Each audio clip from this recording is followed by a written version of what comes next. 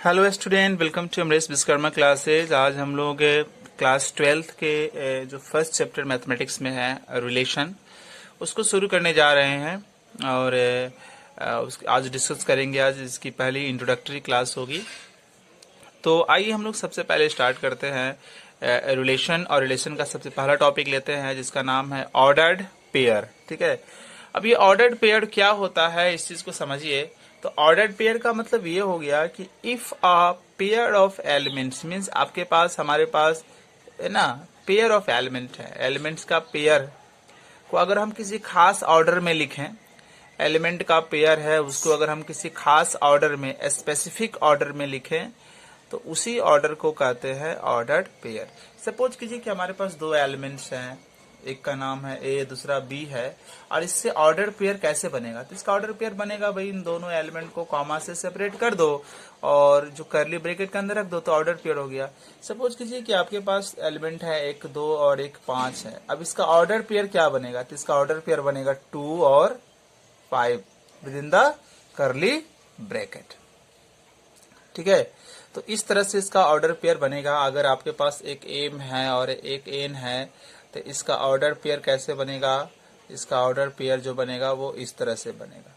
ठीक है, तो आई होप आपको सारी चीजें इसमें ऑर्डर पेयर के बारे में समझ में आई होगी कि कोई हमारे पास पेयर ऑफ एलिमेंट है और पेयर ऑफ एलिमेंट को जब हम खास ऑर्डर में लिखते हैं ना उसको बोलते हैं ऑर्डर पेयर। लाइक ए और बी एलिमेंट है, उसको मैंने इस तरह से कर्ली ब्रैकेट के अंदर लिख दिया तो ये ऑर्डर पेयर बन गया, ये भी ऑर्डर्ड पेयर बन गया, ये भी ऑर्डर्ड पेयर बन गया। तो किसी भी ऑर्डर्ड पेयर में, जैसे ये एक ऑर्डर्ड पेयर है, तो ये क्या कहलाता है, ये कहलाता है फर्स्ट एंट्री या फर्स्ट एलिमेंट। ये कहलाएगा फर्स्ट एंट्री, या ये फर्स्ट एंट्री होगा या फर्स्ट एलिमेंट होगा। ठीक है, उसी तरह से ये जो है ना ये कहलाता है सेकंड एंट्री या एलिमेंट कहिए आप इसको, या एलिमेंट कहिए। ठीक है, या इसको एलिमेंट आप कहिए। तो ये तो ऑर्डर्ड पेयर के बारे में सारी चीजें क्लियर हो गई। अभी हम लोग आगे बढ़ेंगे, उसके बाद पढ़ेंगे Cartesian product of two sets के बारे में पढ़ेंगे। Student, Cartesian product of two sets क्या होता है उस चीज को समझिए। तो इसके लिए हमको क्या करना पड़ेगा, दो सेट लेना पड़ेगा। ठीक है, दो सेट लेना पड़ेगा। दोनों सेट कैसा होना चाहिए, नॉन एम्प्टी सेट होना चाहिए, नॉन एम्प्टी सेट्स होना चाहिए। मतलब उन दोनों सेट्स के पास कुछ न कुछ एलिमेंट अवेलेबल होना चाहिए। ठीक है, तो जैसे सेट ए ले लिया मैंने, सेट ए ले लिया और इसका एलिमेंट ले लिया 1, 2, और देखो इसके पास एलिमेंट है यानी कि नॉन एम्प्टी सेट है। एक दूसरा सेट ले लिया जिसका एलिमेंट मैंने ले लिया आपके लिए ए, बी, सी। ठीक है, आप कार्टेशियन प्रोडक्ट कैसे दो सेट के निकालते हैं, तो ए क्रॉस बी, ठीक है, ए क्रॉस बी या बी क्रॉस ए, इन्हीं दोनों को कहा जाता है कार्टेशियन प्रोडक्ट। ठीक है, कार्टेशियन प्रोडक्ट का मतलब दो सेट का रियल में प्रोडक्ट, जैसे हम लोग प्रोडक्ट निकालते रहते हैं जनरली में, तो यहाँ भी दो सेट का प्रोडक्ट निकालते हैं। तो एक सेट ए है, एक सेट बी है, तो यहाँ पर दो कार्टेशियन प्रोडक्ट हो सकता है। एक होगा ए क्रॉस बी, दूसरा होगा B cross A.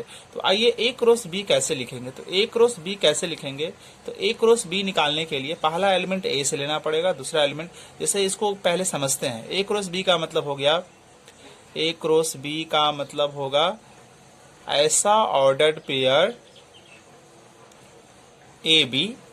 A cross B का ऑर्डर पेयर क्या होगा, ए बी होगा, जिसका ए जो होगा ना वो बिलोंग करेगा सेट ए से। ए जो होगा वो सेट ए से लिया जाएगा, और जो स्मॉल बी है ना वो बिलोंग करेगा सेट बी से। ये इसका मतलब होता है, ए क्रॉस बी का मतलब ये हुआ। चलिए, इसके बाद हम लोग बी क्रॉस ए को देखते हैं। बी क्रॉस ए का ऑर्डर पेयर जो होगा, मान लिया जाए कि इसका ऑर्डर पेयर एम एन है, मान लिया जाए कि इसका ऑर्डर पेयर एम एन है, तो जो एम होगा, एम जो होगा वो इस सेट से बिलोंग करेगा। एम जो एलिमेंट होगा इस सेट से बिलोंग करेगा, यानी कि वो कैपिटल बी से बिलोंग करेगा, और ये जो एन होगा वो बिलोंग करेगा कैपिटल सेट ए से बिलोंग करेगा। तो ये इसका मतलब हुआ कि ए क्रॉस बी का ये मतलब हुआ और बी क्रॉस ए का ये मतलब हुआ। अभी हम ए क्रॉस बी और बी क्रॉस ए को निकालेंगे और उसके बाद आगे स्टडी करेंगे, आगे जानने की कोशिश करेंगे कार्टेशियन प्रोडक्ट के बारे में। ओके स्टूडेंट, आइए हम लोगों ने सेट ए ले लिया, सेट बी ले लिया। अब हम इसका ए क्रॉस बी निकालते हैं। तो ए क्रॉस बी कैसे निकालेंगे? ये 1 और इसका पहले 1 से सभी सेट का बी के सभी एलिमेंट का प्रोडक्ट निकाल लो। 1 से क्या करो, पहला जो एलिमेंट है यहाँ चूज कर लो 1। अब 1 से सेट बी के सभी एलिमेंट का ऑर्डर पेयर बना लो। तो 1 और ए पहला ऑर्डर पेयर बनेगा, दूसरा बनेगा 1 और बी, और तीसरा बनेगा 1 और सी।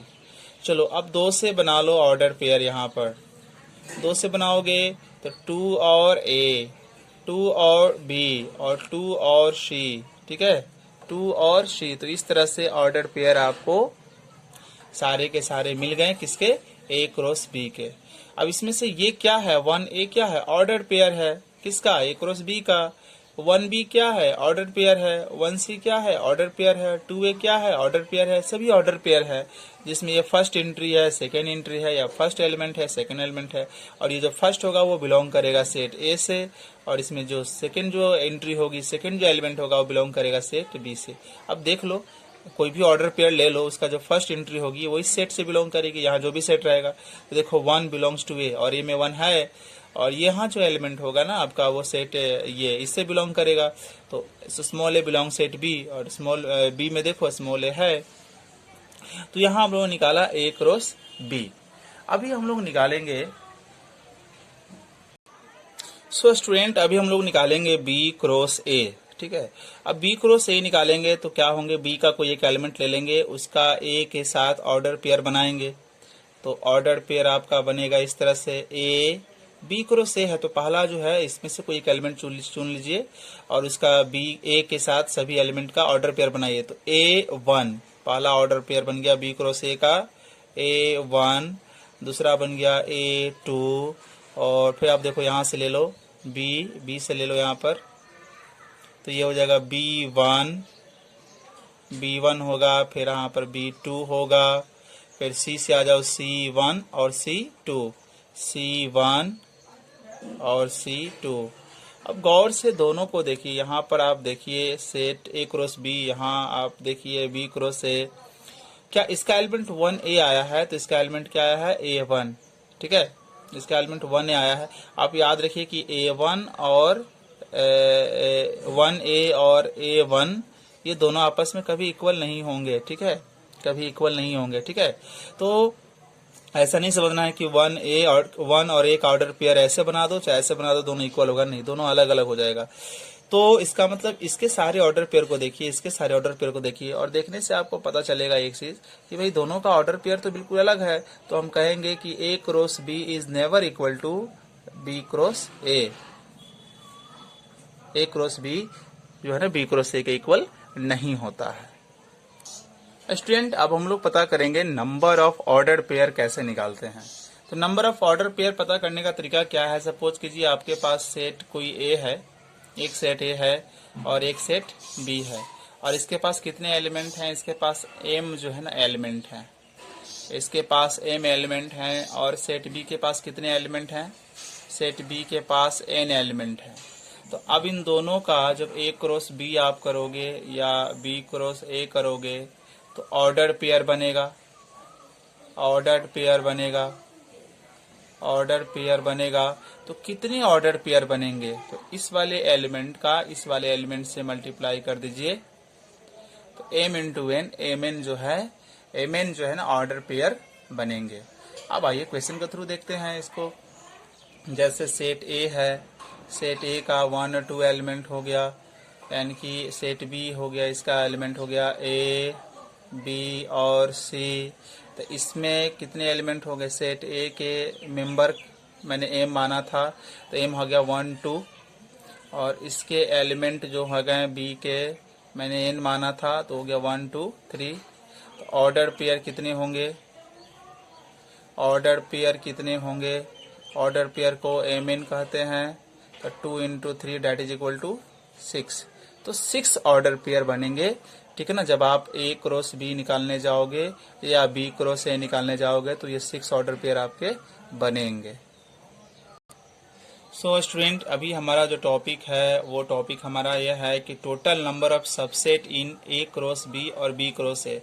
जब आप ए क्रॉस बी निकालने जा रहे हो या बी क्रॉस ए निकालने जा रहे हो तो कितना बनेगा सबसेट, कितना उसके सबसेट होंगे।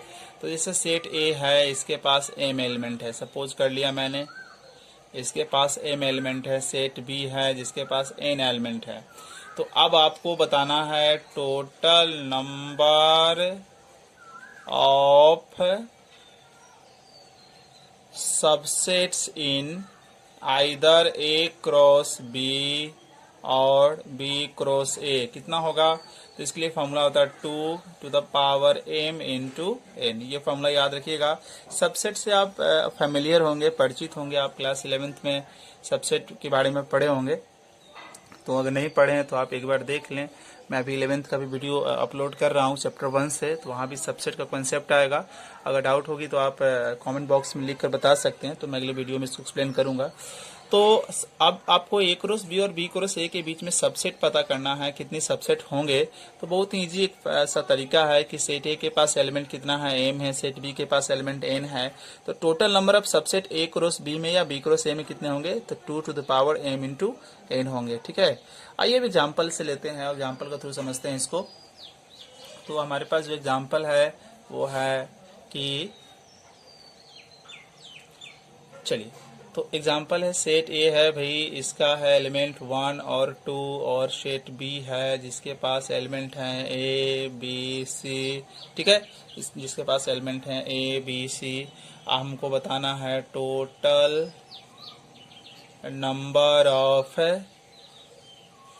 Subset in A cross B या और B cross A equal to 2 के पावर m इंटू एन।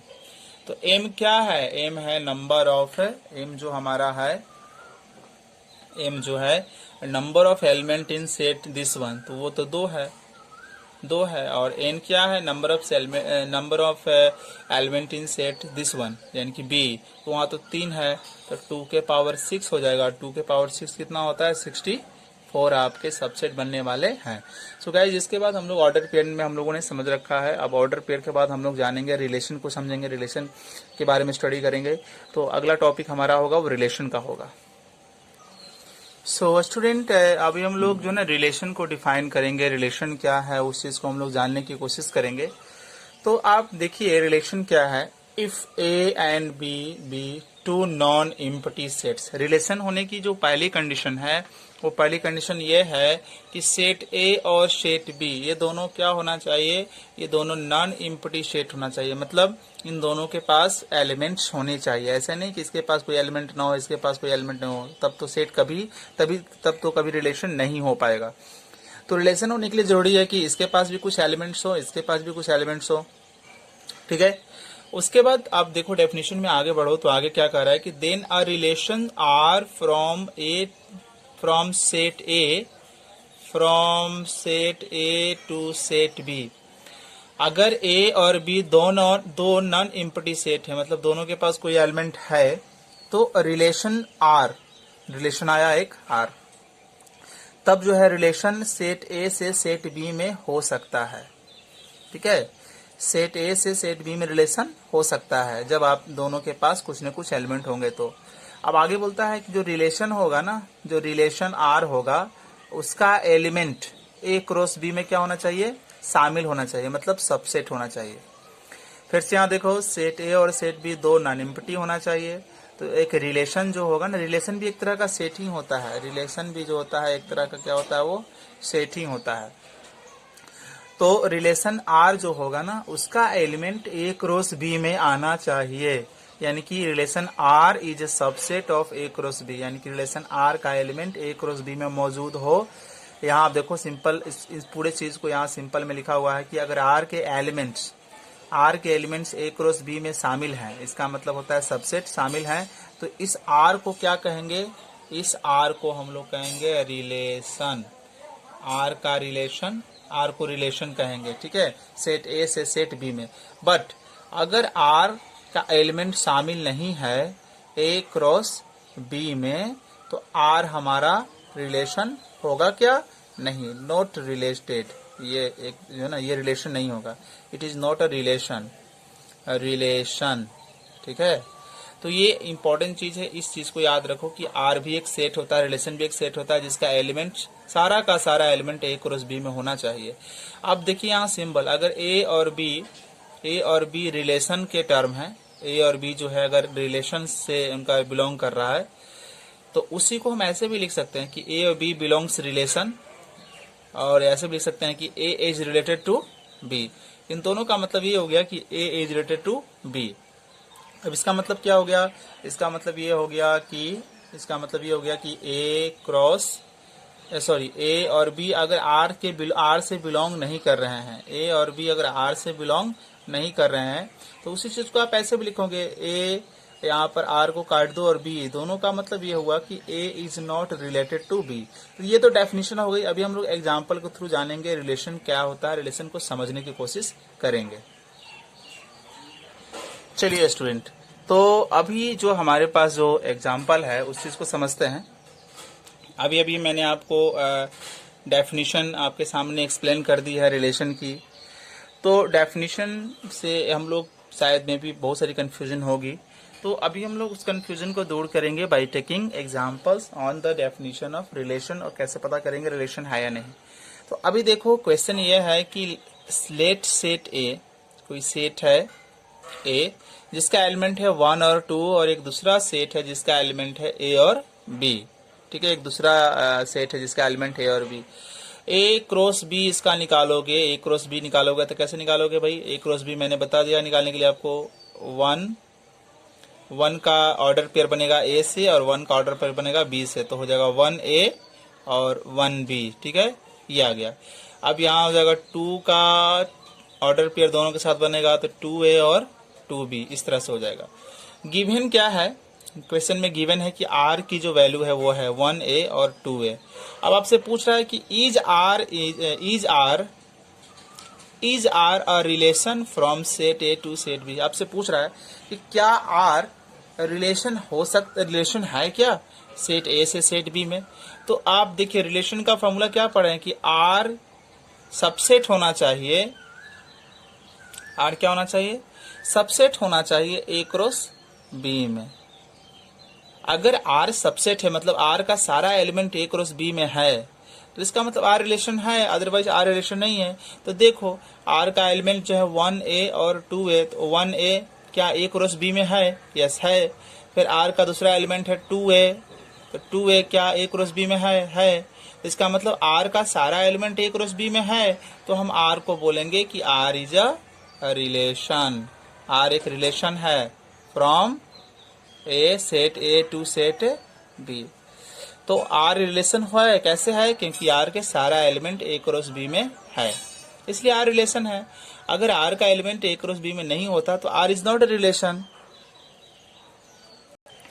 सो स्टूडेंट, अभी हम लोग रिलेशन फाइंड आउट करने के लिए सीखेंगे। तो अभी हम लोगों ने देखा रिलेशन कैसे पता करेंगे रिलेशन है कि नहीं।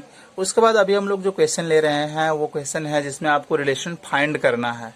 तो एक सेट है भाई ए जिसका एलिमेंट 1 to 6 है, और दूसरा सेट है जिसका एलिमेंट 1 to 9 है। और यहाँ क्वेश्चन कहता है कि आर जो है एक रिलेशन है, किससे, सेट ए से बी में आर का रिलेशन है। क्वेश्चन का एक रिलेशन है मतलब आपको यहाँ प्रूव नहीं करना है, और आर एक कंडीशन को सेटिस्फाई कर रहा है, आर जो है ना इस कंडीशन को सेटिस्फाई कर रहा है। तो इस कंडीशन की सेटिस्फाई कर रहा है, तो इसके हेल्प से आपको आर पता करना है। तो क्वेश्चन क्या कर रहा है कि आर का जो ऑर्डर पेयर होगा ए और बी होगा, और ए लिया जाएगा सेट ए से और बी लिया जाएगा सेट बी से, और ए और बी दोनों ऑर्डर पेयर का सम कितना होना चाहिए, 10 होना चाहिए। तो आर बताओ। तो देखो बहुत ही सिंपल तरीका यहाँ पर कि आर का ऑर्डर पेयर ए और बी है, ए आएगा सेट ए से, है ना, और बी आएगा सेट बी से, और दोनों का सम 10 होना चाहिए। तो अगर यहाँ से 1 ले लेंगे, यहाँ से 9 ले लेंगे, तो उसका सम हो जाएगा हमारा 10। तो पहला ऑर्डर पेयर तो मिल गया। यहाँ से 2 ले लेते हैं और यहाँ से 8 लेंगे तो 10 हो गया। यहाँ से 3 ले लेते हैं तो यहाँ से हमको लेना पड़ेगा 7, तो 7 भी आएगा क्योंकि 9 तक है। फिर यहाँ से 4 आएगा, यहाँ से 4 आया तो यहाँ से 6 आएगा, 9 तक है ना, तो 6 भी तो होगा ना। यहाँ से 5, तो 5 तो इधर 3, 5 हुआ तो इधर 5, यहाँ भी 5 सॉरी। फिर इसके बाद आ जाओ यहाँ से 6, तो यहाँ से 4, क्या यहाँ से 7 ले सकते हैं? नहीं, यहाँ तो 6 ही तक है ना, तो अब आगे 7 पढ़ने की जरूरत ही नहीं है। मतलब कुल मिलाकर आपका आर का जो वैल्यू होगा वो ये यही रह जाएगा। ठीक है, तो आपने आर इस तरह से फाइंड आउट कर लिया। आइए स्टूडेंट अब इस क्वेश्चन को देखते हैं। इसमें भी आपको रिलेशन फाइंड करना है। तो सेट ए है 3, 5, 7, 12 इसके एलिमेंट हैं। सेट बी के एलिमेंट हैं 6, 8, 10। आर का एक रिलेशन है सेट ए से सेट बी में। सेट ए से सेट बी में आर का रिलेशन है। तो और ये रिलेशन किस चीज को, कंडीशन को सेटिफाई कर रहा है? कंडीशन कौन सी है? Is less than. Is less than, ठीक है, इज लेस देन को सेटिस्फाई कर रहा है। तो आपको आर बताना है। तो यहाँ ध्यान दीजिए, आर बताना है आपको। सेट रिलेशन क्या है? ए टू बी है, यानी कि आर का जो एलिमेंट होगा उसमें पहला जो आर का जो ऑर्डर पेयर होगा उसमें पहला एलिमेंट ए का होगा, दूसरा एलिमेंट बी का होगा। और आपको बताना है इज लेस देन का कॉन्सेप्ट। तो ऐसा कीजिए कि 3 है ना, तो 3 का यहाँ 6 हो जाएगा, यहाँ 3 और यहाँ 6। देखो तो इज लेस देन, यानी कि 3 इज लेस देन 6। 3 इसका मतलब क्या हो? कम। तो 3 कम है 6 से, कंडीशन सेटिस्फाई किया। चलो इसके बाद देखो 3 और 8 भी हो सकता है। 3 और 8 भी हो सकता है। 3 इज लेस देन 8। फिर इसी तरह से 3 और 10 भी हो सकता है। 3 इज लेस देन 10, कंडीशन को सेटिस्फाई कर रहा है। अब यहाँ 5 से आ जाओ, 5 और 6 हो सकता है। 5 और 6, फिर 5 और 8, और फिर यहाँ आ जाओ 5 और 10। फिर आप यहाँ देखोगे 7 से भी ले सकते हो। 7 और 6 का तो नहीं पेयर बनेगा, बिकॉज कह रहा है लेस देन, तो 7 तो लेस देन 6 नहीं है ना। 7 लेस देन 8, हाँ ये चलेगा। 7 लेस देन 10 ये भी होगा। अच्छा 7 के बाद 12, 12 लेस देन 6 नहीं, 12 लेस देन 8 नहीं, 12 लेस देन 10 नहीं। बस इतना ही आपका इसका ऑर्डर पेयर होंगे। इस स्टूडेंट हम लोग इस क्वेश्चन को देखते हैं। क्वेश्चन नंबर 3 है, इसमें भी आपको रिलेशन फाइंड करना है। तो इस सेट ए है 2, 3, 4, इसके एलिमेंट 2, 3, 4, 6 हैं और आर एक रिलेशन है किस पर? सेट ए पर। अब यहाँ पर दूसरा सेट नहीं है, कह रहा है कि आर रिलेशन सेट ए पर है। तो इसका मतलब क्या हुआ? इसका मतलब ये हुआ रिलेशन ऑन सेट ए। एक ही सेट दिया रहेगा, इसका मतलब हो गया कि A to A, relation from set A to A. इसके पहले क्वेश्चन देखे थे सेट ए टू बी, तो सेट रिलेशन ऑन ए, एक ही सेट दिया रहा है, इसका मतलब उसी सेट से उसी सेट में रिलेशन। ठीक है, और यहाँ जो कंडीशन है वो क्या कह रहा है? ए डिवाइड्स है, ए डिवाइड्स ए कह रहा है, यानी कि आर के जो ऑर्डर पेयर होंगे ना, आर के जो ऑर्डर पेयर होगा, आर के ए डिवाइड्स यहाँ बी कर दीजिए, सॉरी यहाँ बी होना चाहिए, बी। तो आर के जो ऑर्डर पेयर है वो ए बी है, और ए भी आपको सेट ए से लेना है और बी भी जो आपको सेट ए से लेना है। और ये वाला कंडीशन सेटिस्फाई होना चाहिए कि ए बी को डिवाइड कर दे। तो बहुत ही सिंपल चीज है, आप देखो यहाँ हम 2 ले लेते हैं और 2 ले लेते हैं, दोनों तो यहीं से लेना है हमको। ए और बी दोनों हमको ए से ही लेना है, और ए डिवाइड्स बी, 2 डिवाइड्स 2। चलो कंडीशन सेटिस्फाई किया। फिर ले लेते हैं 2 और ले लेते हैं 4, 2 डिवाइड्स 4, ये भी सही है। फिर 2 ले लेते हैं और 6, 2 डिवाइड 6, ए डिवाइड्स बी, तो 2 डिवाइड 6। अब यहाँ ले लीजिए 3 का 4 से होगा नहीं, 3 4 डिवाइड नहीं करता है, तो इसको लागू नहीं कर रहा है कंडीशन को। हाँ 3 डिवाइड 6 हो सकता है, 3 ये। तो इस तरह से ये भी प्रॉब्लम आपका सॉल्व हो गया, और आर आपने इस तरह से फाइंड आउट कर लिया। सो स्टूडेंट इस क्वेश्चन को हम लोग देखते हैं। ये क्वेश्चन कैसे बनेगा कि सेट ए है, इसका एलिमेंट 5, 7, 9, 0 है। सेट बी का एलिमेंट है 4, 6, 9। एक रिलेशन है जो ए से बी में है, और रिलेशन का ऑर्डर पेयर एक्स वाई है, और एक्स वाई का डिफरेंस क्या होना चाहिए? ऑड होना चाहिए। एक्स आपको लेना है सेट ए से और वाई लेना है सेट बी से। तो अब भाई ऐसा करो, एक्स लेना है यहाँ से, वाई लेना है यहाँ से, और उसका डिफरेंस ओड आना चाहिए। तो ओड आना चाहिए, तो आप दिमाग थोड़ा सा दौड़ाइए। 5 और 4 का ऑर्डर पेयर अगर हम बनाते हैं तो इसका डिफरेंस 1 आएगा, एंड 1 इज ओड नंबर। अच्छा 5 और 6 का बनाते हैं तो ये तो निगेटिव में आ जाएगा ना, निगेटिव में आ जाएगा, तो इसको छोड़ा जाए। फिर यहाँ देखिए 7 और 4 का कर लेते हैं हम लोग। 7 और 4 3 दे देगा, ठीक है, 3 आ जाएगा आपका ये।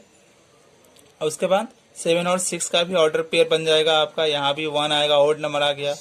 अच्छा 9 और 4 का, तो 9 और 4 का करेंगे 5 आएगा, ओड नंबर आया। 9 और 6 का भी हो सकता है, 3 आएगा, ओड नंबर हो जाएगा, ठीक है। और 9 से 9 का तो 0 हो जाएगा, चलिए हटाइए इसको। 10 और 4 का करेंगे तो 6 ओड नंबर नहीं आएगा। 10 और 6 का भी करेंगे तो 4 नहीं आएगा। 10 और 9 का आ जाएगा, तो 10 और 9 का एक डिफरेंस होगा और वो आपका ओड नंबर हो जाएगा। तो इस तरह से आपने इस प्रॉब्लम को आप सॉल्व कर सकते हो, बहुत आसान है। आप रिलेशन को देखिए क्या कंडीशन है, कंडीशन को अनुसार आप इसके टर्म और इसके एलिमेंट को आप ऑर्डर पेयर बनाइए और याद रखिए कि ये वाला कंडीशन हमेशा सेटिस्फाई होना चाहिए। स्टूडेंट, क्वेश्चन नंबर 5 और आज के लेक्चर का सबसे लास्ट क्वेश्चन हम लोग डिस्कस करने जा रहे हैं। तो इसमें क्या है कि सेट ए है जिसका एलिमेंट 1 2 3 4 डॉट डॉट 9 तक है और एक दूसरा सेट है, सॉरी एक ही सेट है। और रिलेशन आर क्या है, आर एक रिलेशन है set A to set A, यानी set A to set A. और आर की जो कंडीशन हुए है इसका ऑर्डर पेयर है एक्स वाई और 3, ये कंडीशन ये मेन इसका है 3x minus Y equal to 0। यानी कि आप देखो कि और x जो है ये x है उसको भी लेना है a से ही और ये जो y है उसको भी लेना है a से ही और आपको रिलेशन फाइंड करना है। तो आइए हम लोग पता करते हैं इसका रिलेशन क्या होगा। r इक्वल टू, अब यहाँ ध्यान दो कि x का 3 गुना करोगे और इसमें से y, इसको ऐसे भी हम लोग लिख सकते थे, इसको डैट इज कि 3x इक्वल टू वाई, ऐसे भी कर सकते हैं इसको, क्योंकि इधर जाएगा तो पॉजिटिव हो जाएगा। यानी कि x का 3 टाइम गिव्स y, x का 3 गुना करेंगे तो y मिल जाएगा। तो अगर हम यहाँ पर ऑर्डर पेयर इसका कुछ ऐसे बना रहे हैं, ऐसे बनाते हैं ऑर्डर पेयर 1 कर देते हैं और 3, तो इसका 3 गुना करेंगे तो इसके बराबर आ गया, कंडीशन को सेटिस्फाई किया। अगर यहाँ 2 लेंगे तो इसका 3 गुना करेंगे तो 6 हो जाएगा, 2 और 6 इसका 3 गुना इसके बराबर हो गया। फिर यहाँ लेते हैं 3, तो यहाँ 9 लेना पड़ेगा क्योंकि इसका 3 गुना करेंगे, ये x है ये y है आपका, तो ये 3 गुना करेंगे तो 9 इसके बराबर आ गया। और यहाँ देखिए 1 से कितना तक जाना है, 9 ही तक जाना है। तो अगर आप 4 लेंगे तो 12 होना चाहिए, तो 12 तो है नहीं इसमें, तो आपका r जो है ना रिलेशन जो है इसके ऑर्डर पीरियड यही होंगे। सो गाइज आज की क्लास में इतना ही, होप सारी चीज़ें आपको समझ में आई होगी। एक्चुअली रिलेशन के हम लोग आज ABC सीख रहे थे, बहुत ही बेसिक टर्म सीख रहे थे। और तो अगली क्लास में हम लोग इसमें टाइप्स ऑफ रिलेशन सीखेंगे और भी जो सिलेबस में चीज़ें हैं उसको जानने की कोशिश करेंगे। सारी चीज़ें बहुत ही इजी वे में समझाई जाएगी ताकि आप अच्छे से समझ सकें और अच्छे से आप मैथ में स्कोर कर सके और मैथमेटिक्स को एंजॉय कर सके। मेन पर्पस ये इसका है। So thank you for watching and thank you for support and stay healthy and stay safe at home. Thank you.